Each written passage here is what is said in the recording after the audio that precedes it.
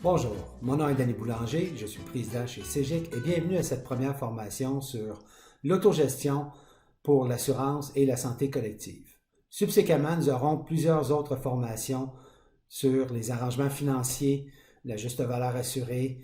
On va parler aussi de la santé collective avec une stratégie de prévention et de mieux-être et bien d'autres sujets à venir. Alors, sans plus tarder, allons vers cette première formation.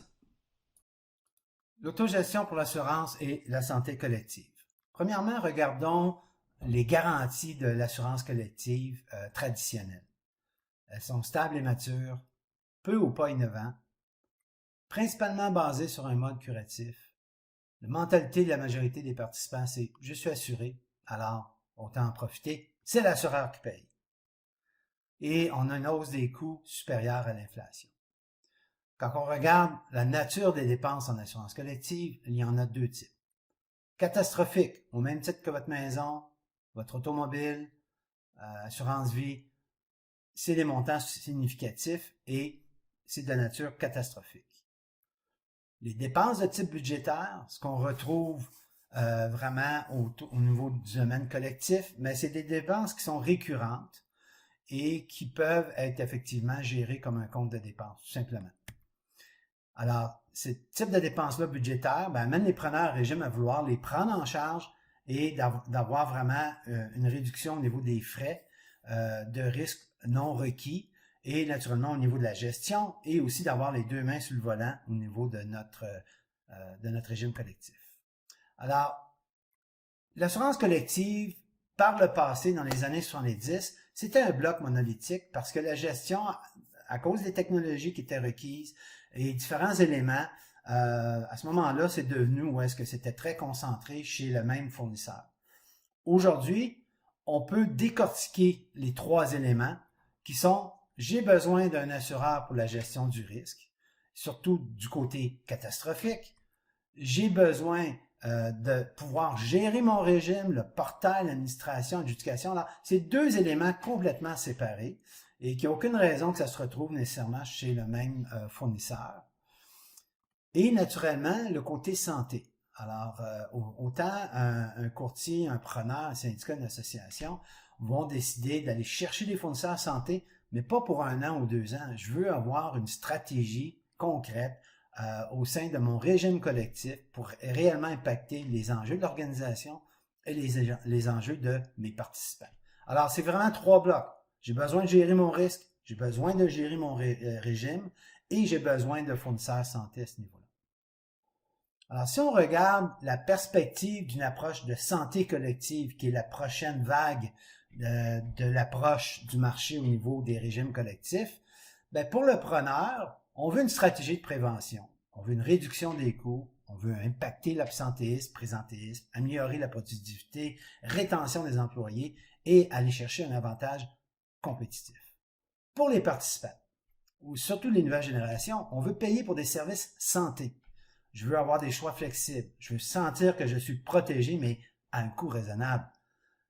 Et j'ai besoin d'avoir des services santé qui impactent réellement mon quotidien. Alors, ceci dit, dans des vidéos futures, dans des formations futures, on vous parlera des arrangements financiers. On vous parlera aussi des arrangements et comment la santé s'intègre à l'intérieur d'une santé collective, que ce soit au niveau des services prévention mieux-être, soins pharmaceutiques ou services santé et ou. Alors, sur ce, CEGIC cible depuis 5 ans le développement d'une plateforme qui aujourd'hui arrive à maturité pour administrer, adjudiquer, payer les médicaments, payer le dentaire et les soins complémentaires, avoir la capacité d'avoir des indicateurs de performance, des tableaux de bord pour avoir des analyses de données, mais à la fréquence désirée, et d'avoir un portail qui est riche pour le participant. Qu'est-ce qu'un portail riche pour un participant? Nous, notre portail G, qui est vraiment qui cible les besoins d'un participant, j'ai besoin d'accéder à mon régime santé. C'est quoi mes protections? J'ai oublié ma carte de médicaments à la maison, mais je l'ai électronique. Je veux avoir des services santé, pas juste de la télémédecine. Je veux de la télépharmacie. Je veux être capable de commander mes médicaments, mes produits santé à partir de mon mobile. Je veux être capable de faire une recherche d'un fournisseur santé. Alors, cet élément-là est très important et aujourd'hui, dans un contexte de pandémie, on comprend que on veut mettre en place des éléments possibles pour le participant de commander ses services santé de la maison. Dossier RH, ça pourrait être d'autres types de dossiers que vous donnez un accès. Boutique santé et naturellement, je veux donner la puissance de la collectivité à mes participants en disant, si vous avez fait de l'assurance maison, l'assurance automobile, on va vous faire un meilleur prix. Vous êtes 1000 dans le régime collectif. Alors, on va vous faire un meilleur prix pour vos assurances personnelles. Alors, les besoins du marché, aujourd'hui, on a quoi? Premièrement, on veut réduire et contrôler les coûts. Très important. On veut impacter positivement les enjeux de l'organisation. Contrôler les données pour une stratégie santé. On veut un avantage compétitif réel pour la rétention et l'acquisition de ressources. Et naturellement, on veut diminuer le nombre d'intervenants. Prenez une molécule qui sort du domaine d'une pharmaceutique et imaginez le coût vendu, le prix vendu d'une pharmaceutique et le prix vendu au consommateur à la fin. Il y a énormément d'intervenants dans le monde santé et malheureusement, cet argent-là ne va pas au bon endroit, selon nous. Alors, l'autogestion, en bref, on parle d'une gestion autonome et indépendante du fournisseur de risque. On permet une juste valeur assurée, auto-assurée ou pleinement assurée. L'autogestion, c'est les arrangements administratifs, les arrangements de gestion. Et vous avez après ça les arrangements financiers qui sont un autre sujet. Capacité de mettre en place des indicateurs de performance. Indiquer l'historique des données de santé sont mises à contribution pour la prévention et le mieux-être. Avoir un impact significatif sur les coûts de régime. Et capacité de gérer les exceptions santé. Le petit tableau à droite indique un peu ce que vous pouvez ou ne pouvez pas faire. Alors, pour les arrangements financiers, souvent vous avez besoin d'un conseiller financier, que ce soit un actuaire, un assureur ou un courtier.